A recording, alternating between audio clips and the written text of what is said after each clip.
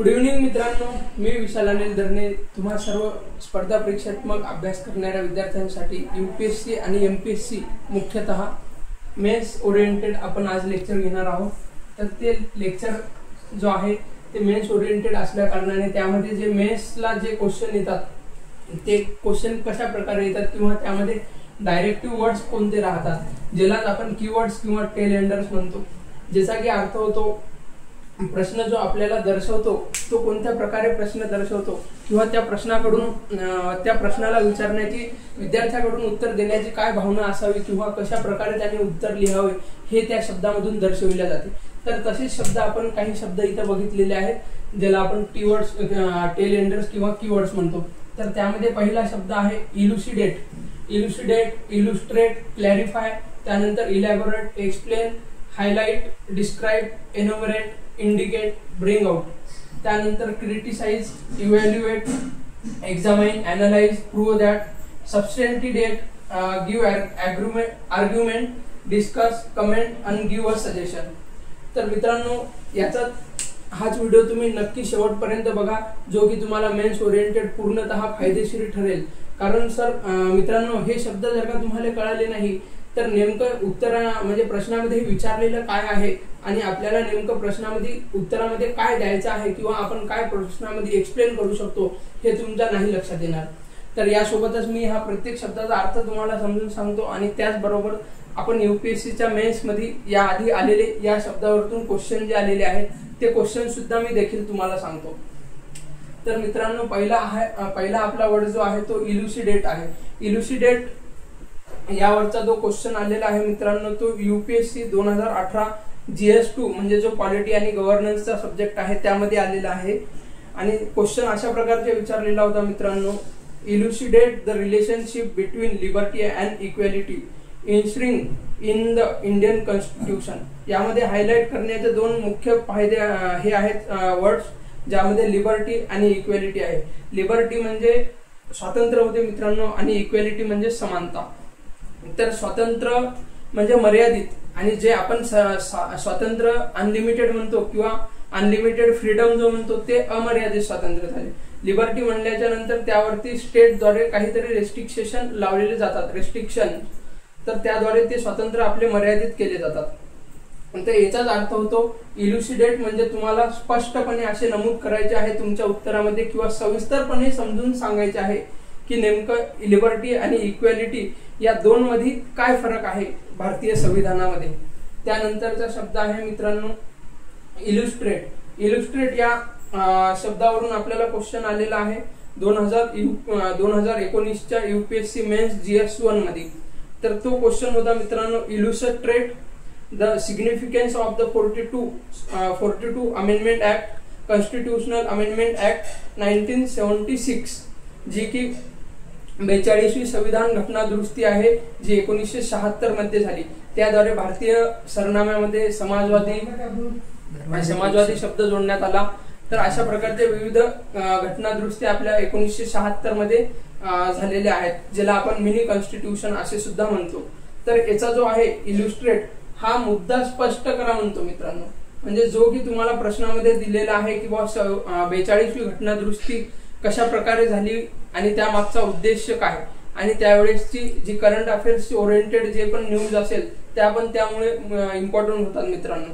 तर हा शब्द ज्या वेळेस येतो क्वेश्चन मध्ये तर हा शब्द स्पष्ट करायचा आणि याच मध्ये तुम्हाला एक्झाम्पल सुद्धा देणे गरजेचे आहे ज्यामुळे तुमचं आन्सर अजून बेटर होऊन जातो मित्रांनो आणि त्या ठिकाणी तुम्हाला एक्झाम्पलमुळे एक्स्ट्रा मार्क्स सुद्धा मिळू शकतात।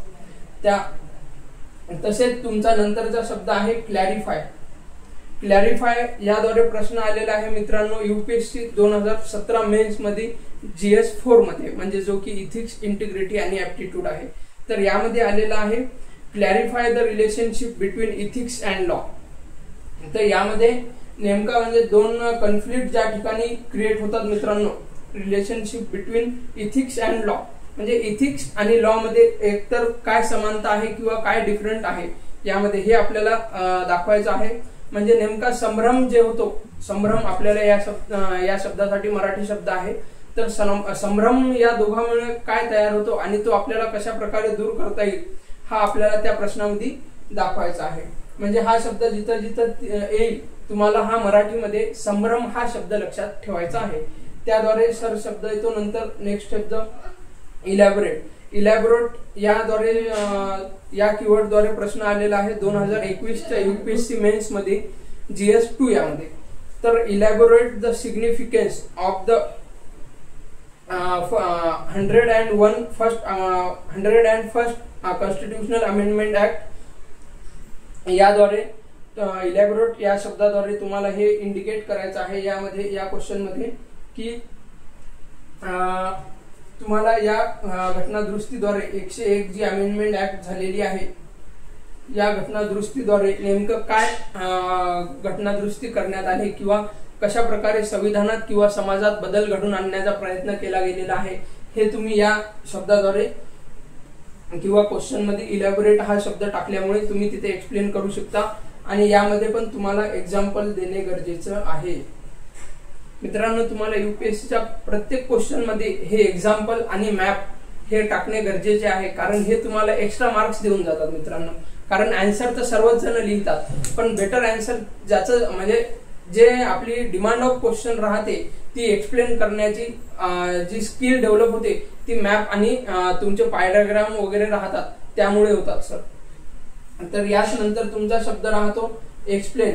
एक्सप्लेन याद्वारे क्वेश्चन आलेला आहे UPSC मेन्स 2022 GS1 या सब्जेक्ट मध्ये. तर GS1च्या पेपर मध्ये जो क्वेश्चन आलेला आहे तो explain how the foundation of modern world was led by the American and French revolution. म्हणजे जी की अमेरिकन आणि फ्रेंच म्हणजे अमेरिकन आणि फ्रेंच जी क्रांती झालेली आहे त्याद्वारे इंडियावर कोणता इम्पॅक्ट झालेला आहे मॉडर्न इंडियावर हा यामधून दाखवण्याचा प्रयत्न केला गेलेला आहे.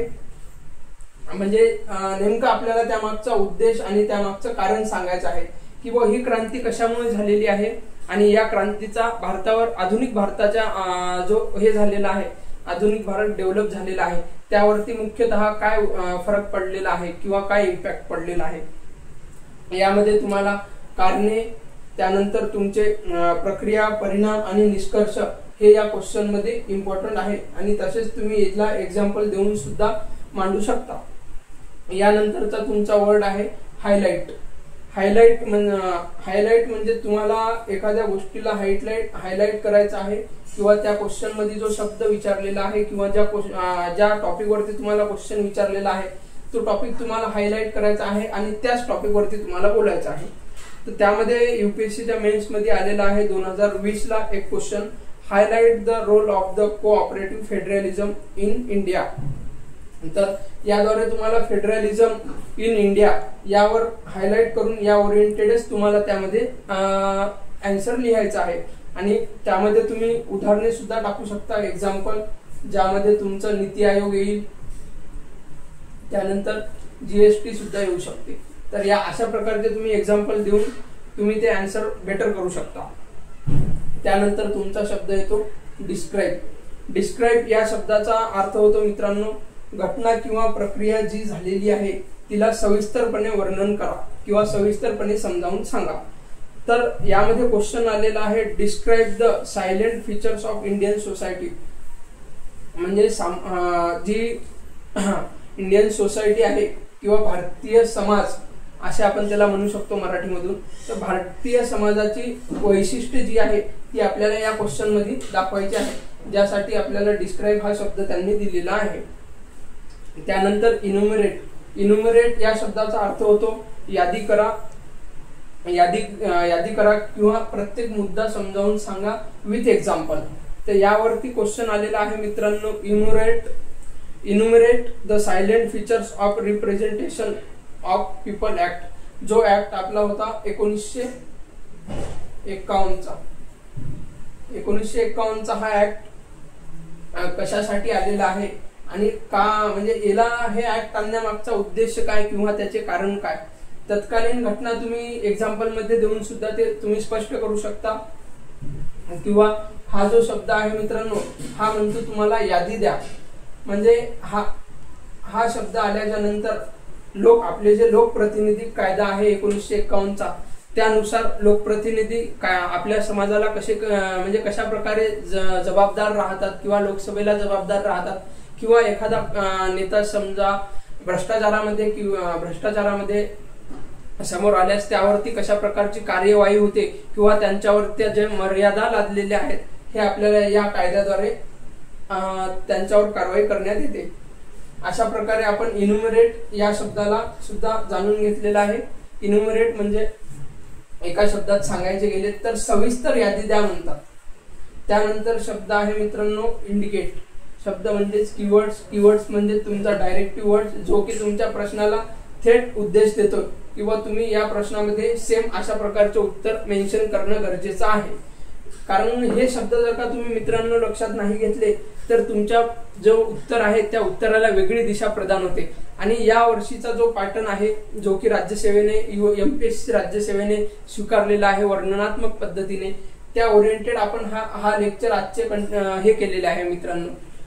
हा लेक्चर घेण्याचा मागचा उद्देश जो आहे तो राज्यसेवा MPSC मेन्स आहे मित्रांनो या वर्षीची. आणि UPSC ला सुद्धा तुम्ही अशा प्रकारचे आपण जे PYQ बघत आहे ते तर UPSC चेच आहेत.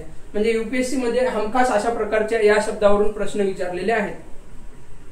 यानंतर इंडिकेट हा शब्द जो आहे तो थोडक्यात दर्शवा किंवा थोडक्यात दाखवण्याचा किंवा सांगण्याचा प्रयत्न करा.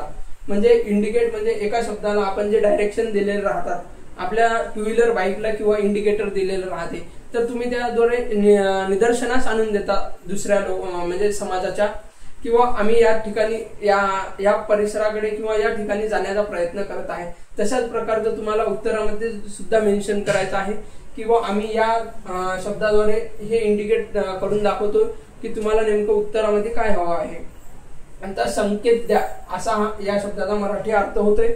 आणि यावरती क्वेश्चन विचारलेला आहे मित्रांनो, indicate the reasons for the growth of regionalism in India.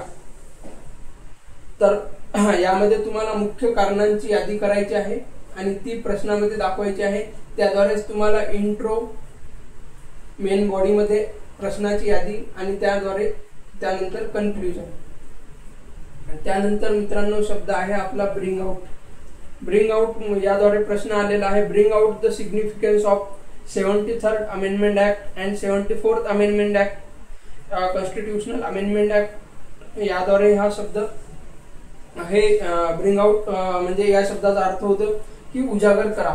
या शब्दाद्वारे उजागर करा म्हणजेच हा शब्द म्हणतोय की 73rd amendment act and 74th amendment act याद्वारे संविधानामध्ये काय बदल घडून आलेला आहे. जे की मित्रांनो पंचायत राज हा टॉपिक आपण अभ्यासलेला आहे किंवा आपण अभ्यासणार आहोत. तर पंचायत राज हा टॉपिक या घटना दुरुस्तीशी संबंधित आहे. याच घटना दुरुस्तीने पंचायत राज या टॉपिकला संविधानिक दृष्ट्या कायदेशीररित्या मान्यता दिलेली आहे.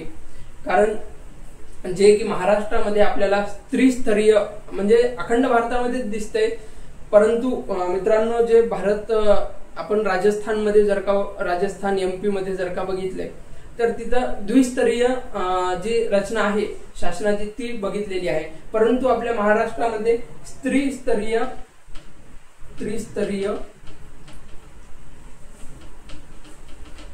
शासकीय रचना निदर्शनास येते. त्यामध्ये तुम्हाला ग्रामीण पातळीवर ग्रामपंचायत, त्यानंतर पंचायत समिती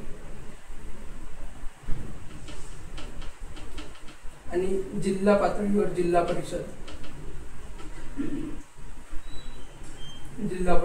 अशा या 3 पातळ्या यामध्ये आपल्याला निदर्शनास येतात. तर हे तुम्हाला फक्त यामध्ये फाइंड आउट करायचं आहे आणि समजून सांगायचं आहे. जे तुम्ही पाय डायग्राम द्वारे पण समजावून सांगू शकता, ट्री डायग्राम द्वारेही समजून सांगू शकता, किंवा तुम्ही एक्सप्लेन पण करू शकता एक्झाम्पल द्वारे. त्यानंतर मित्रांनो तुमचा क्रिटिसाइज या शब्दावरती क्वेश्चन आलेला आहे जो UPSC मेन्स 2018 ला आलेला आहे. GS2 मध्ये पॉलिटी आणि governance. Critically examine the role of the governor in Indian polity. Critically examine the role of governor in Indian polity. म्हणजे जो गव्हर्नरचा रोल आहे ते इंडियन पॉलिटीद्वारे म्हणजे भारतीय संविधानाद्वारे कशा प्रकारे महत्वाचा आहे। गव्हर्नर, राज्यपाल हा भारतीय संविधानाला जिवंत ठेवण्यासाठी कशा प्रकारे याचा रोल आहे आणि याचं नेमकं काय वर्क आहे किंवा हे का काम करते नेमकं हे तुम्हाला यामध्ये सांगायचं आहे। आणि याच्या कामावरून झालेल्या यावरती टीका झालेल्या आहेत किंवा या पदासाठी जे टीका केलेल्या आहेत मोठमोठ्या लेखकांनी, जसे की एम लक्ष्मीकांत यांच्या पुस्तकामध्ये दिलेले आहेत राज्यपाल या पदावरील टीका। तर ह्या टीका तुम्हाला विचारलेल्या आहेत मित्रांनो। या शब्दाचा मुख्य फोकस हा टीका करा हा होतो। यामध्ये तुम्हाला क्रिटिसाइज पण विचारले जाऊ शकते किंवा क्रिटिकली अनालाइज अशा प्रकारेही तुम्हाला विचारले जाऊ शकते। त्यानंतर इव्हॅल्युएट म्हणजे तुम्हाला यामध्ये जो क्वेश्चन आलेला आहे तो 2022 ला आलेला आहे, यूपीएससी मेन्स 2022 GS2 मध्ये। तर यामध्ये क्वेश्चन अशा प्रकारचा आलेला आहे, evaluate the role of parliament in ensuring accountability of the executive, म्हणजे काय याचे मूल्यमापन करा हा या शब्दाचा मराठी अर्थ होतो मित्रांनो। यामध्ये तुम्हाला दोनही बाजू मांडायच्या आहेत, म्हणजे याचे मेरिट्स आणि डिमेरिट्स। म्हणजे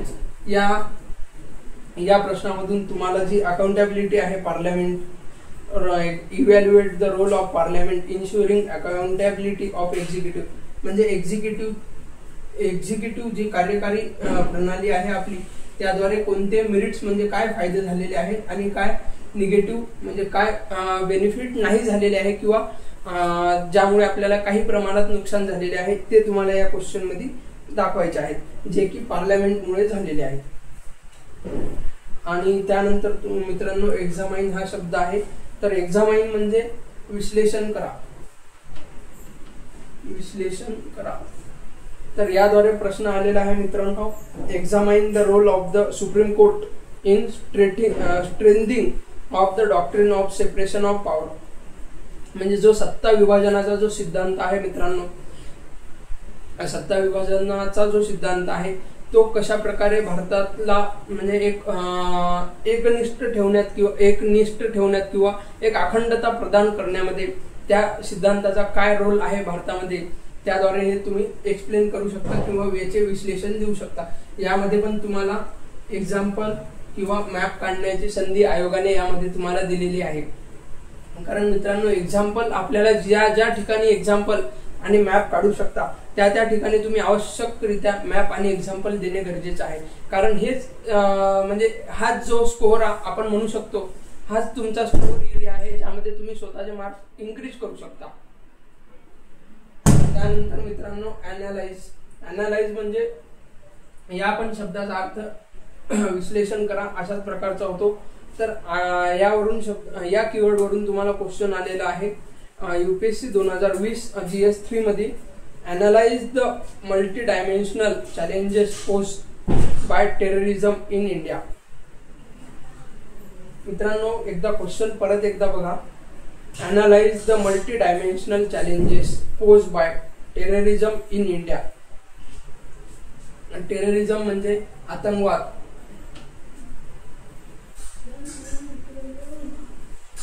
म्हणजे आतंकवादाकडून भारतीय संविधानाला किंवा भारतीय समाजाला काय चॅलेंज एक्सेप्ट करायचे आहेत किंवा काय चॅलेंज त्यांनी क्रिएट करून दिलेले आहेत, ज्यामुळे तुमचा सामाजिक,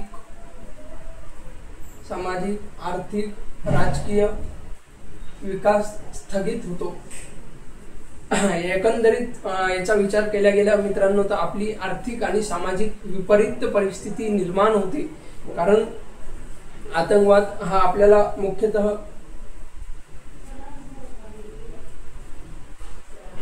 आपण जर का बघितले तर इकडनं पाकिस्तान, त्यानंतर त्यांना सपोर्ट करणारा चायना, या मुख्यतः देशाकडनं आपल्याला आतंकवादाची समस्या निर्माण झालेली आहे आणि येणाऱ्या काळात पण होऊ शकते।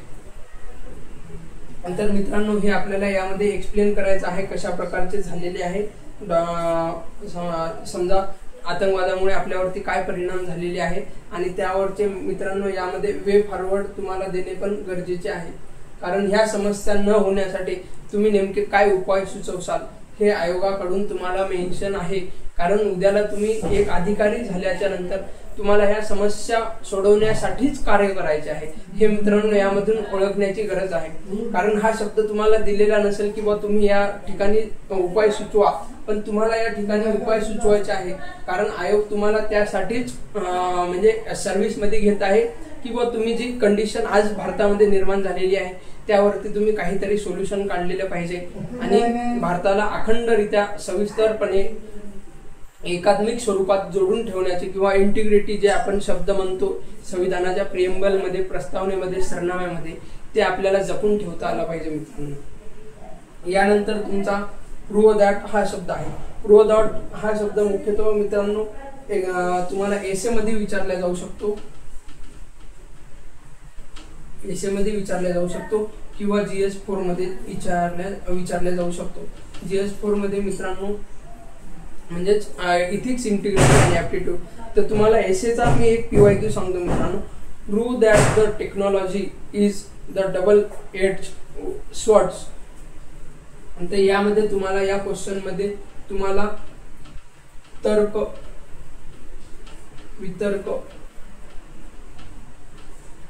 वितर्क देऊन तुमचं मत यामध्ये सिद्ध करायचं आहे। त्यानंतरचा शब्द आहे मित्रांनो सबस्टेंटिडेट, म्हणजे यामध्ये तुम्हाला पुरावे देऊन स्पष्ट करायचे आहेत, ज्यालाच आपण एक्झाम्पल म्हणू शकतो। तर यावरती जो क्वेश्चन आलेला आहे तो आहे substantiate with example of the role of women in Indian freedom struggle, म्हणजे भारतीय स्वातंत्र्य लढ्यामध्ये स्त्रियांचे काय योगदान आहे हे यामध्ये तुम्ही मेन्शन करू शकता आणि तुम्हाला यामध्ये एक्झाम्पल मेन्शन करणे खूप गरजेचे आहे। जसे की सरोजिनी नायडू झाले, त्यानंतर इंदिरा गांधी झाल्या, महाराष्ट्र ओरिएंटेड म्हटलं तर त्यामध्ये सावित्रीबाई फुले झाल्या। या ठिकाणी तुम्हाला असे एक्झाम्पल देणे गरजेचे आहे जे की तुमचे मार्क ग्रोथ करू शकतात। त्यानंतर गिव्ह आर्ग्युमेंट, तर यामध्ये तुम्हाला तर्कशुद्ध मांडणी करणे गरजेचे आहे, ज्यामध्ये पण तुम्ही एक्झाम्पल मांडू शकता। तर्कशुद्ध मांडणी करण्यासाठी मित्रांनो तुम्हाला अशा प्रकारचा क्वेश्चन दिलेला आहे, हा पण क्वेश्चन तुम्हाला मेन्स मध्ये दिलेला आहे। तर give arguments for and against of the India, sorry मित्रांनो एक minute, give argument for and against the idea of globalisation, म्हणजे तुम्हाला जागतिकीकरण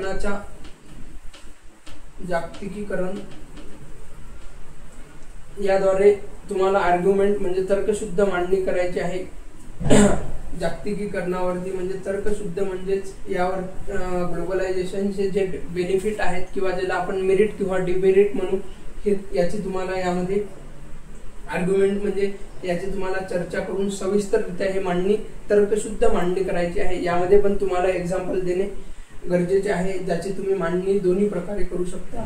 डिमेरिट्स म्हणजे प्लस म्हणजे फायदेशीर गोष्टी आणि सॉरी मित्रांनो मेरिट्स म्हणजे फायदेशीर गोष्टी आणि डिमेरिट्स म्हणजे निगेटिव्ह गोष्टी, ह्या दोन्ही पण तुम्हाला इथे मेन्शन करणे गरजेचे आहे। त्यानंतर तुमचा शब्द येतो डिस्कस।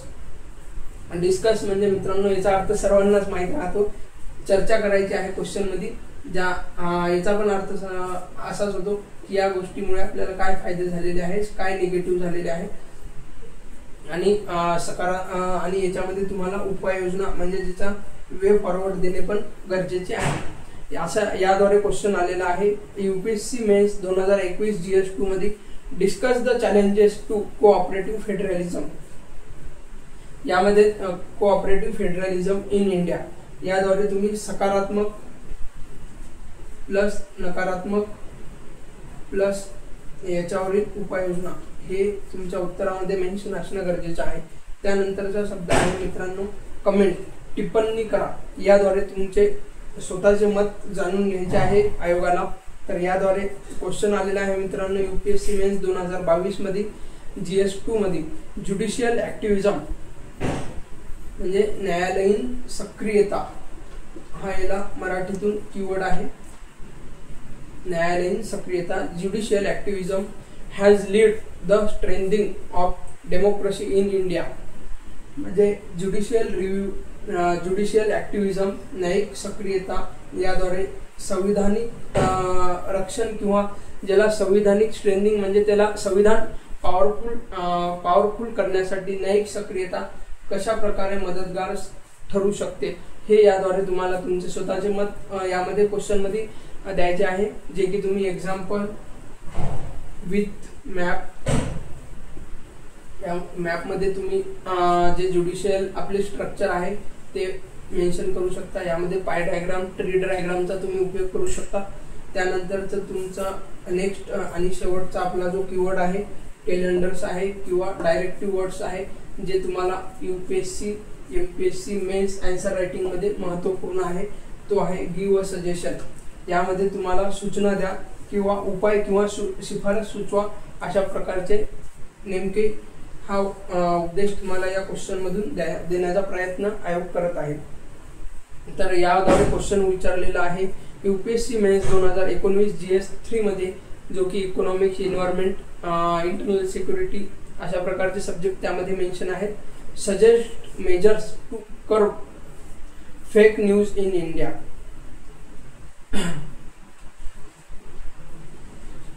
याद्वारे मित्रांनो तुम्हाला जे फेक न्यूज भारतामध्ये जे पसरवित आहेत त्यावरती तुम्हाला कशा प्रकारचे रिस्ट्रिक्शन्स म्हणजे मर्यादा लावता येतील याचा तुम्हाला भारताच्या दृष्टिकोनातून मेरिट्स मध्ये काय फायदा म्हणजे रेस्ट्रिक्शन्स लावल्याच्या नंतर तुम्हाला भारतामध्ये काय बेनिफिट ठरेल किंवा मेरिट ठरेल हे पण तुम्हाला द्यायचे आहे.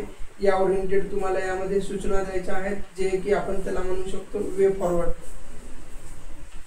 फॉरवर्ड तुम्हाला यामध्ये या क्वेश्चन मध्ये द्यायचे आहेत. यालाच तुम्ही सूचना किंवा उपाय पण म्हणू शकता.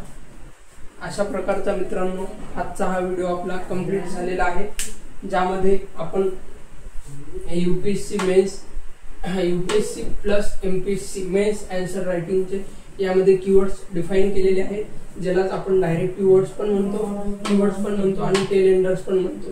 याच्यामध्ये आपण illustrate, clarify, elaborate, explain, highlight, describe, enumerate, indicate, bring out, यानंतर criticise, evaluate, examine, analyse, prove that, substantiate, give argument, discuss, comment and give a suggestion असे टेलेंडर्स आपण यामध्ये बघितलेले आहेत. हा व्हिडिओ तुम्हाला नक्कीच उपयोगी आणि मदतगार ठरेल अशी मी अपेक्षा करतो, कारण मित्रांनो हे शब्द तुमच्यासाठी फार महत्त्वपूर्ण आहेत. कारण हा शब्द तुम्हाला नेमकं उत्तरामध्ये काय द्यायचं आहे किंवा तुम्ही काय उत्तरामध्ये आपल्याकडनं किंवा एखाद्या अधिकाऱ्याकडनं किंवा एखाद्या विद्यार्थ्याकडनं आयोग नेमका काय म्हणजे अपेक्षा करू शकतो ते तुम्हाला या शब्दाद्वारे मी इथे सांगण्याचा प्रयत्न केलेला आहे. आणि या शब्दाला तुम्ही लक्षात ठेवून तुम्ही तुमच्या उत्तराची रचना करू शकता, ज्याद्वारे तुम्हाला मेन्स मध्ये जास्तीत जास्त मार्क्स मिळण्यात मदत होईल आणि त्याद्वारे तुमची रँक सुद्धा बेटर येऊ शकतो. मित्रांनो फक्त यामध्ये तुम्हाला ऍड करण्याची गरज आहे ते म्हणजे एक्झाम्पल, त्यानंतर प्लस मॅप्स यामध्ये तुम्ही इंडिया, त्यानंतर आपण महाराष्ट्रातले म्हणजे MPSC साठी बोलतो तर यामध्ये तुम्हाला महाराष्ट्र ओरिएंटेड आणि वर्ल्डचा यामध्ये तुम्ही असे पण सब टॉपिक करू शकता की प्रश्नामध्ये नेमकं जे तुम्हाला विचारलेले आहे, तुम्ही समजा बांगलादेशवरती किंवा पाकिस्तानवरती किंवा चायनावरती किंवा अफगाणिस्तानवर करून म्हणजे क्वेश्चन मध्ये जर का हा देश मेन्शन केलेला असेल तर किमान तुम्ही त्या देशाचा नकाशा काढणं सुद्धा, मॅप काढणं सुद्धा गरजेचा असू शकतो किंवा आपण त्यामध्ये मेन्शन करणं गरजेचं आहे, ज्यामुळे तुम्हाला एक्स्ट्रा मार्क्स मिळून जातात. मित्रांनो यामध्ये तुम्हाला अर्धा जरीही मार्क्स एक्स्ट्रा मिळाला तर तुमची रँक मित्रांनो बेटर होऊ शकते, जेणेकरून तुमचं जे ध्येय किंवा ड्रीम पोस्ट आपण म्हणू शकतो ते तुम्हाला मिळण्यास सहकार्य करेल. अशा प्रकारचे व्हिडिओ तुम्हाला नवीन व्हिडिओ बघण्यासाठी तुम्ही नक्कीच चॅनलला सबस्क्राईब करा, त्यानंतर बेल आयकॉनला क्लिक करा. आणि नक्कीच हा व्हिडिओ तुमच्यासाठी फायदेशीर ठरेल. जय हिंद मित्रांनो.